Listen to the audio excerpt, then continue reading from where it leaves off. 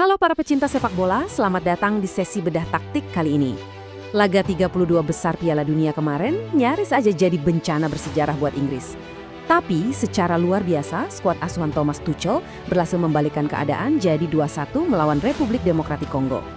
Sebagai analis, laga ini ngasih kita studi kasus taktik yang bener-bener brilian.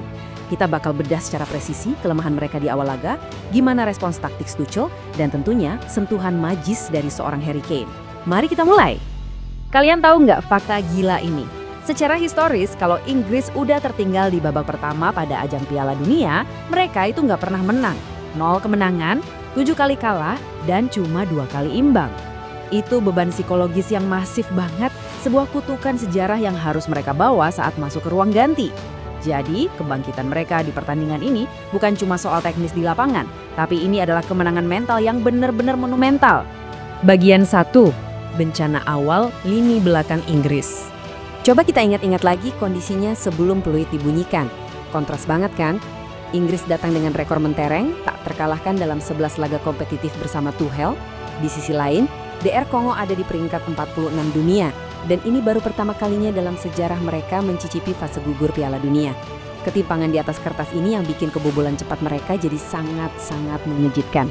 Nah, sekarang kita bedah proses gol di menit ke-7 ini. Semuanya berawal dari visi brilian Chancel Mbembe.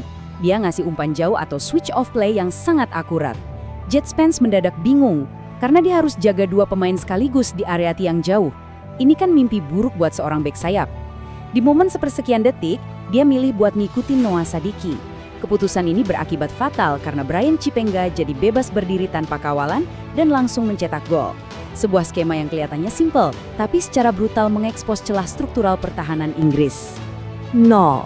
Ya, kalian nggak salah dengar. Sama sekali tidak ada satupun sentuhan yang berhasil dicatatkan oleh pemain Inggris di dalam kotak penalti DR Kongo sebelum hydration break. Fakta ini dengan jelas ngegambarin betapa buntu, terputus, dan kacaunya organisasi serangan mereka di fase-fase awal pertandingan. Bagian 2. Tembok kokoh bernama Lionel Messi. Setelah tertinggal, peluang demi peluang sebetulnya tercipta. Tapi rasanya kayak ada medan gaya tak kasat mata di depan gawang DR Kongo. Lionel Messi tampil luar biasa. Bener-bener kayak tembok beton yang sukses nepis sundulan keras Jude Bellingham. Sempat ada blok heroik di garis gawang terhadap peluang Rashford. Dan jangan lupa, serangan balik Yoane Wissa nyaris aja ngehukum kelengahan Inggris. Puncaknya, penyelamatan ganda Messi yang super krusial, nahan tembakan Bellingham dan Kane. Momen itu bikin Inggris rasa benar-benar ada di ujung jurang eliminasi. Bagian 3. Sentuhan emas, substitusi Thomas Tuchel. Ini dia titik baliknya. Sebelum Anthony Gordon masuk, serangan Inggris itu kerasa stagnan dan gampang banget diprediksi lawan. Tapi begitu dia menginjakkan kaki di lapangan, wow, Gordon ngasih dimensi baru. Kecepatan murni dan kelebarannya sukses merenggangkan formasi rapat DR Kongo. Luar biasanya lagi, Gordon langsung mencetak sejarah jadi pemain pengganti Inggris pertama yang nyetak lebih dari 1 kontribusi gol langsung di ajang Piala Dunia, lewat 2 assist yang sangat krusial. Bagian 4. Eksekusi kelas dunia Harry Kane. Di level elit, momentum itu bisa berbalik dalam hitungan menit. Bayangin aja, selama 68 menit Inggris ada dalam keputusasaan total. Sampai akhirnya di menit ke-75, umpan silang Gordon nemuin kepala Harry Kane buat gol penyama kedudukan. Lalu, cuma 4 menit sebelum waktu normal habis, koneksi Gordon Kane ini terjadi lagi lewat sebuah tembakan roket dari dalam kotak penalti. Bayangkan, keputusasaan berjam-jam, sirna, dan berubah jadi kemenangan dramatis cuma dalam waktu 11 menit. Bagian 5. Melampaui rekor sang legenda Pelé. Kemenangan ini bawa arti yang lebih besar dari sekedar lolos fase grup.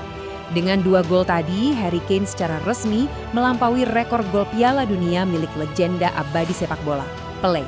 Sekarang, Kane duduk manis di posisi ke-6 pencetak gol terbanyak sepanjang masa.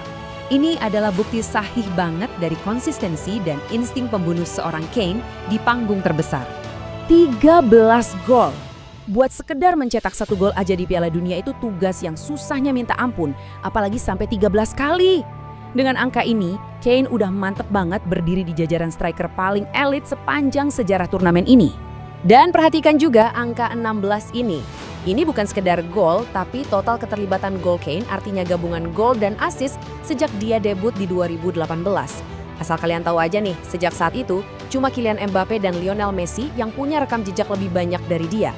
Udah jelas ini level yang elit di atas elit. Bagian 6. Tantangan selanjutnya, ketinggian Azteca. Pesta udah selesai, sekarang mari menatap tantangan selanjutnya yang dijamin jauh lebih mengerikan. Di 16 besar, Inggris bakal bertandang melawan tuan rumah bersama, Meksiko, dan mainnya di mana? Di Estadio Azteca yang legendaris. Tuchel sekarang lagi pusing menghadapi dilema apakah performa game-changing Gordon cukup buat ngegeser susunan pemain inti. Tapi nyatanya lawan terberat mereka ke depan itu bukan cuma formasi Meksiko, melainkan geografi. Tuchel sendiri udah ngebunyiin alarm keras soal kondisi udara tipis di Azteca. Buat skuad dari Eropa ini benar-benar sebuah kerugian adaptasi yang massive banget.